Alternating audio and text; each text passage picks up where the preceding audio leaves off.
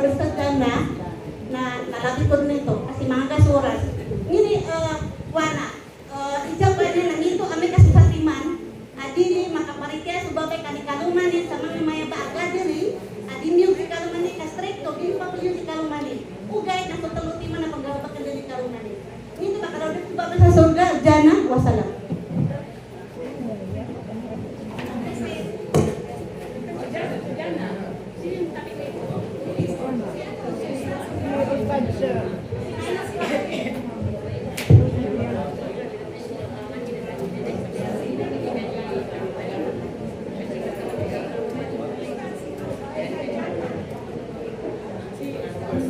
Baru ka pasti ada begitu. Basta pagkatuwar mo ba?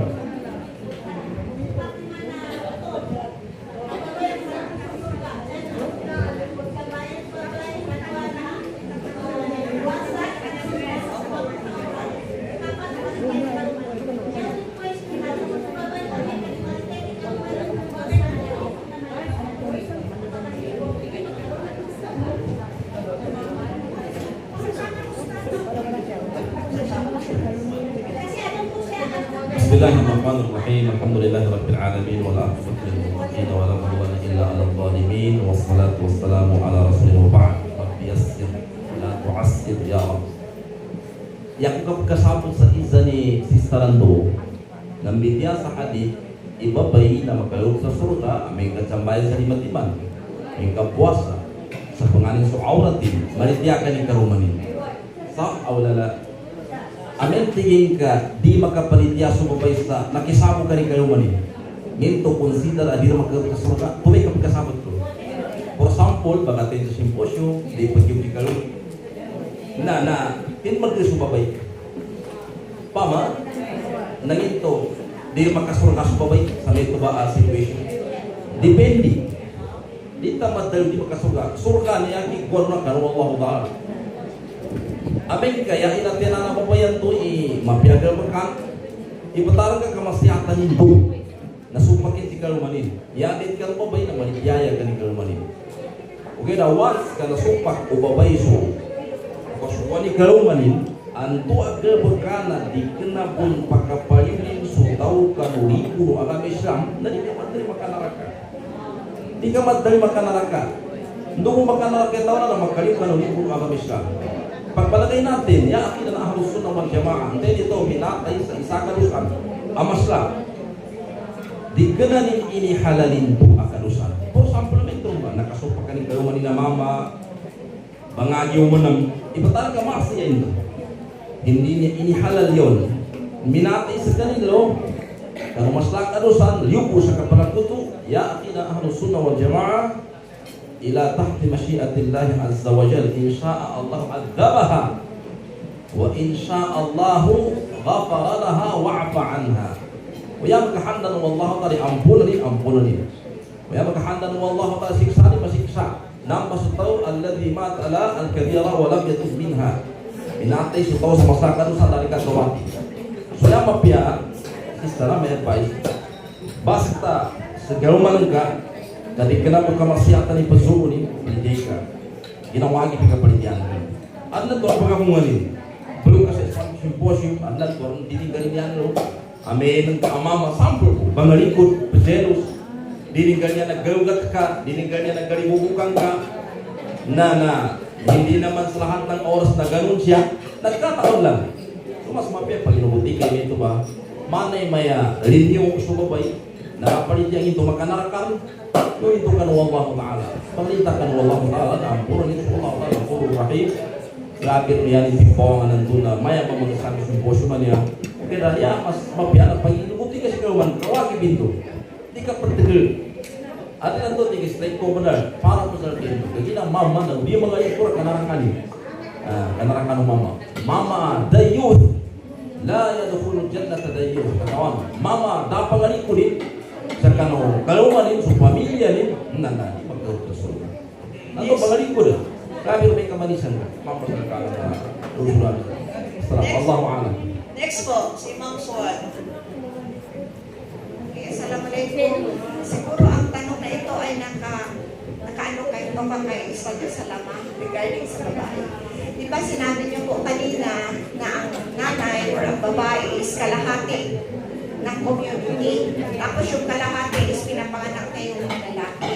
At ang nangyayari sa ating community is pag nanay palaagaman, tinuturuan yung kanyang mga anak habang maliliit pa. Pero meron nung nangyayari na pagbalaki na ang anak, kahit na anong turo ng magulang, ng nanay, may lumalabas na hindi maputing anak, lumalabas sa Islam. So ano ho yung hukuman? Meron bang kasalanan doon ang nanay? Ano ang explanation ng Islam doon?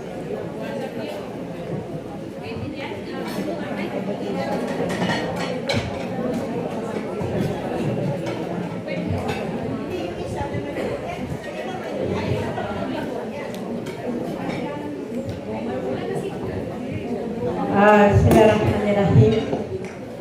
Answer pagkaisa ni may mami ginin. May ka tulukas tinarbiya ni suwata rin sa manok.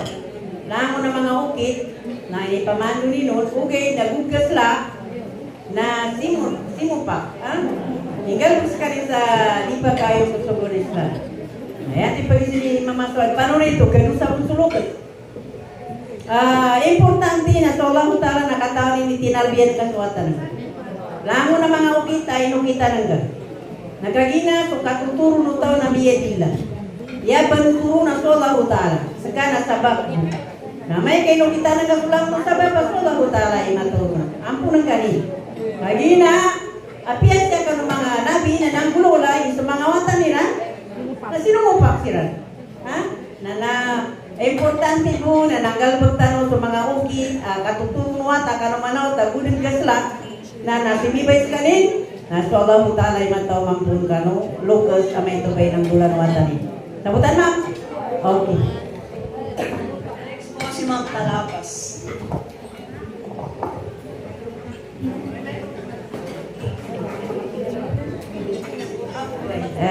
Pag-idya niya na, related or not related na kailangan makita, pero relevant pa rin. Before anything else, Assalamualaikum warahmatullahi wabarakatuh. I'd like to appreciate benar-benar ulibo ka sa oras na sana no, mahaba pa ang oras ng ating with due respect sa lahat, kay Ustad Faisal, kay Ustad Jabir, kay Ustad Ibrahim, no?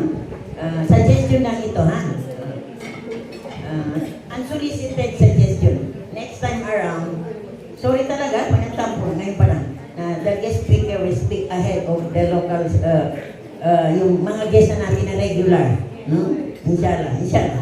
Ang question is, nakita sa FB or sa YouTube regarding sa kanya.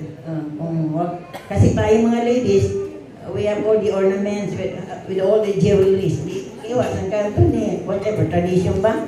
Na bulawan, jewelry, gold. According to Sheikh Aki, something like that. Ang burungos na doon, Arab. Kunin ka ng pangalan. 22K pababa is not allowed to be given zakat. Only 24. Why? Para mga gan, kagipitsuras. 22 down is not good. Meron siyang copper, bronze mixture. Only 24K and above is solid gold. So mga may magkinasisay kung sa mga talagang sa gold, katawan tinto, malamang tinto. So we just want to be clarified, hindi tinagsan o mandatory ba talaga na basta gold regardless. I-emphasize pa doon na pag 18K, lalo na, kaya wala ng gold dyan. Gold lang ang kulay, pero hindi siya gold. Kaso 22 tiginak, may ng gold ka, yun na nga, it's a mixture of copper. So, hindi ginamit unggat, o unggay kami dun sa apong sa kapagkan, basically. Address to whoever wants, Ustad Jabir or our Sheikh.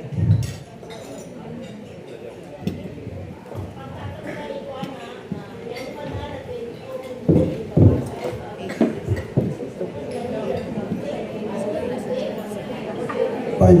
Actually na, katawan ng mga taga-property mo, kaya siya nilang pagkat sila. Ay, bismillah. Una-una dito, na siya sa dahab, na niya original broadcast zakat na so at dahab al-khalis. Yung na so pure. ang dahabo. So 24 carats. Okay, nalay sa makna, di ka na niya makna. So paman di ka na 24 carats na di kang gansa zakat. Yani ka pinaya. So 24 carats kung ka pure na malmo ikatibang karong gramo ni kagina pure sa kanina. O paman ka so 21 carats, 18 carats. Kaso bulawan ang nakasimbolo ba? Kapag kasunod sa 85 gram, wajib ang gagawin sa zakat. Nakuha. Okay lang, may kumasabi niya natin ka ito, patulong dala, dala sa kapit. Dala sa kapit. Tama na, hindi pa nila sa tingkang kakakinan, niya ba masla, na di makasunod ka no, gramo rin. Gramo rin. Pero umika makasunod sa 85 gram. So, bulawan nila. Di ka na so, makaputaw din. So, bulawan mismo. Matagal ibulawan ka 18 carats na makasunod sa 85 gram na wajib magkagana ka sa naam zakat. Sa puta. Ano ito ba yung manggula? Naam, o mawahalan. Sino ba? May dalawa lang naiwan na question. Ma'am Sara, nyari manggula na magkaroon ka sa bato sa Bulawan, di pure siya ba Bulawan? Tiba-tiba ka. Jadi bagi saya jabiran, kena yang genggana kita di mana ikuana, hah? Mak kau dapat main di TV pada dia pulau.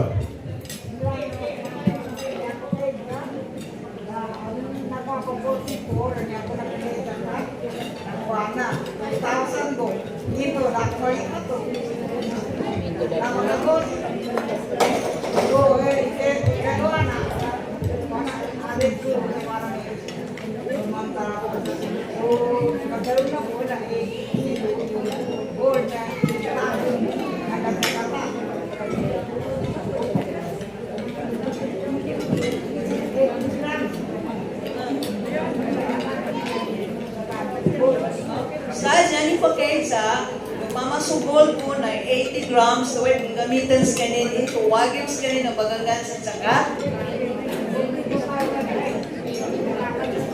Baik, pantai kalau Bulawan, aplikasikan, adik kelas kanin, pembahasan.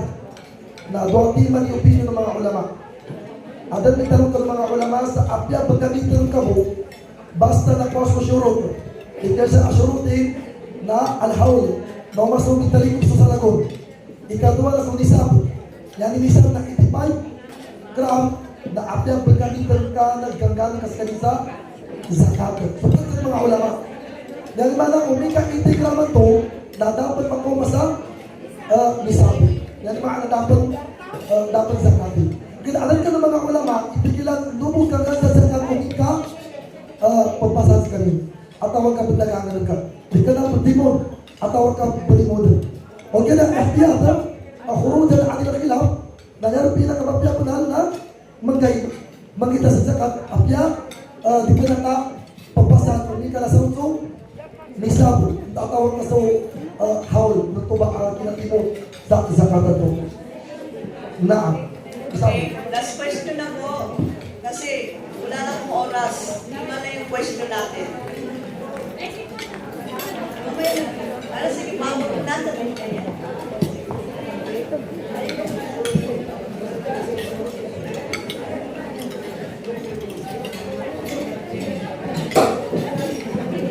Kamusta?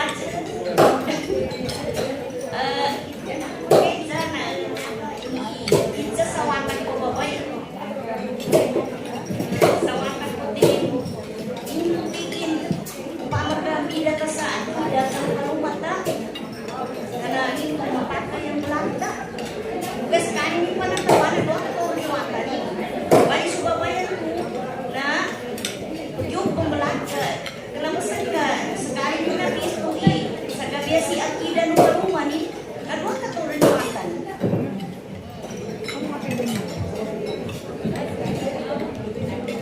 Okay. Nasabutan ng Israel na to. Piyaraya sila sa akida, either Shia atau ang Ahlus Sunnah. Lalu lima,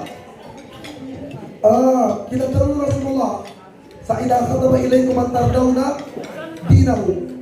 Yan ang adalilo na piningatan ng siya kailangan na sumabay atau kasumama na niya ni magkaluma na pagkijani sa akida, pagkijani sa agama.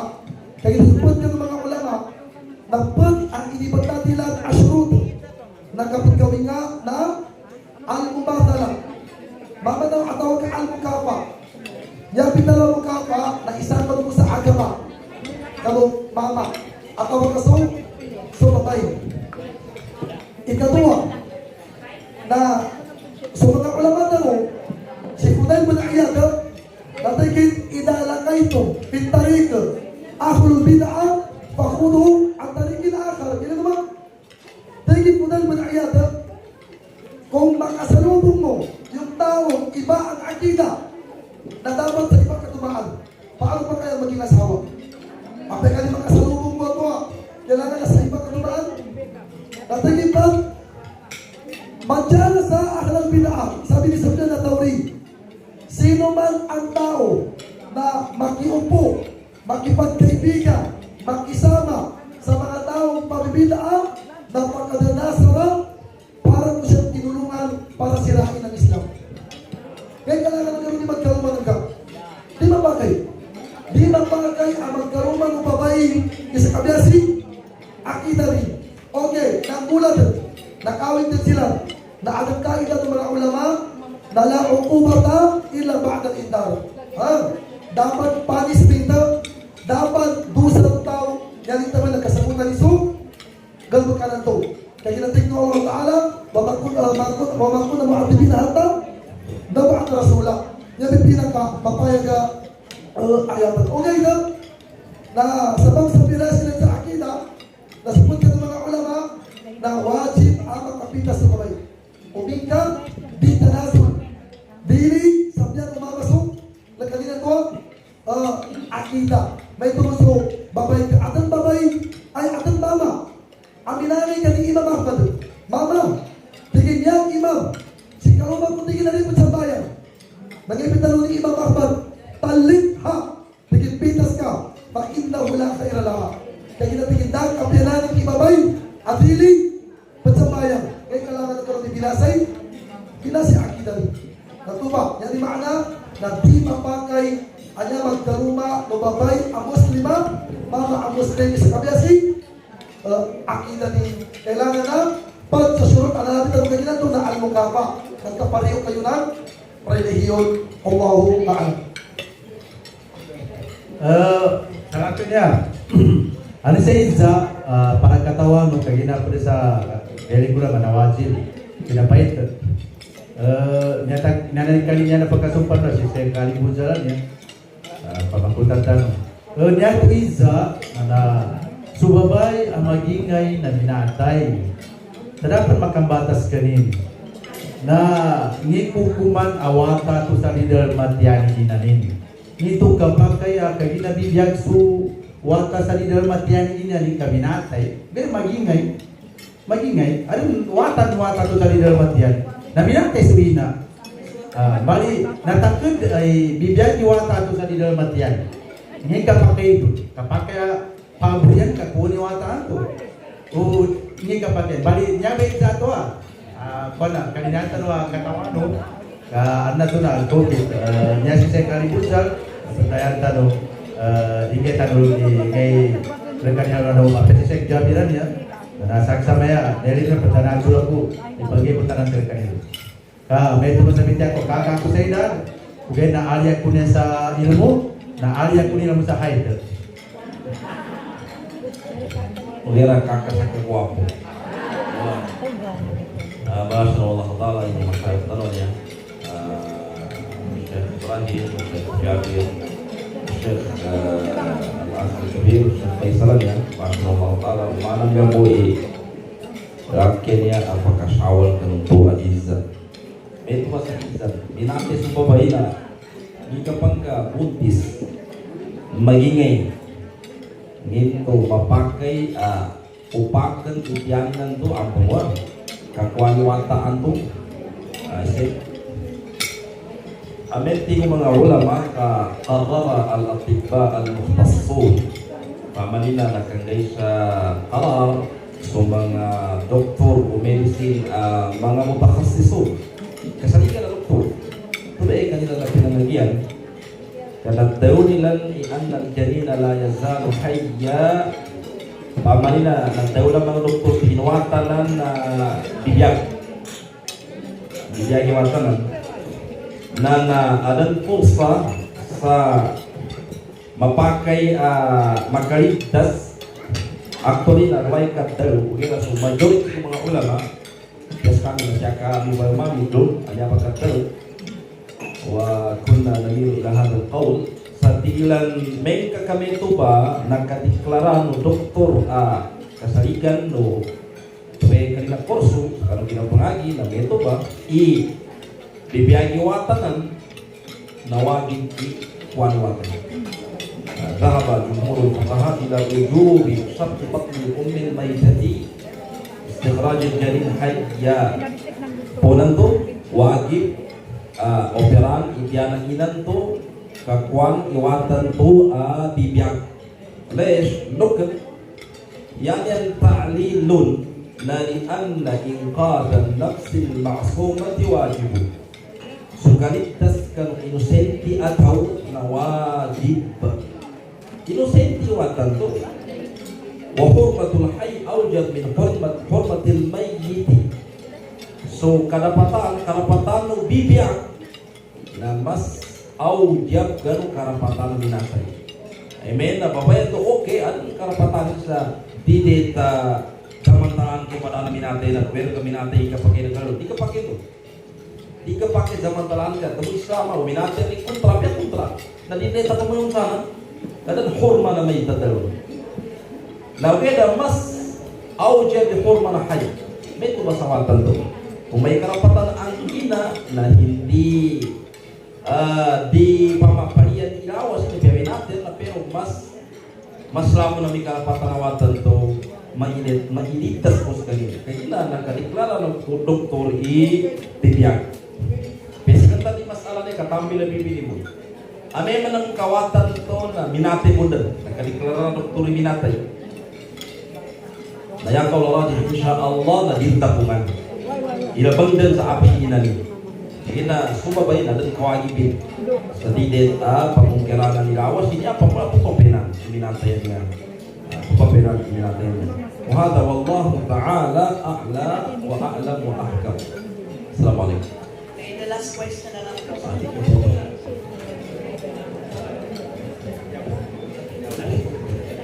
Assalamualaikum warahmatullahi wabarakatuh. Meron lang po akong question. Balik Islam po ako. So, paano po yung pag namatay po ba kami? Kasi ako, naiisip ko rin kasi na pag mamatay ako, Kristiyano yung nasa paligid ko. Matakot ako baka libing nila ako sa Kristiyano. Pwede po kayo sa Islam na protektahan ako. May karapatan po ba na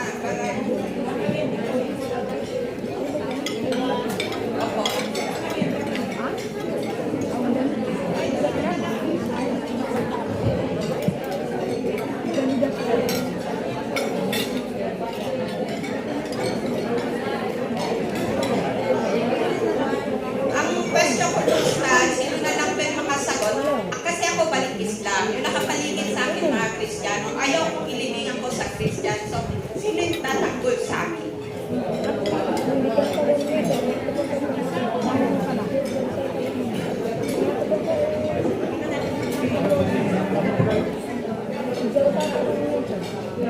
Bismillah. Actually sa mga ginagawa ng mga balik Islam ngayon, na pagpasok pa lang nila sa Islam, na gumagawa na sila ng mga testamento, kasulatan, na kumbaga na kahit mamatay sila, na adong pruweba na tungkol sa iniinig sa Islam. Ito yung unang pinakamainang na gawin mo. Halimbawa yung mga kapatid ko, nasa lugar ka na puro Christian, na yun yung pinakauna, na gumawa ka ng kasulatan.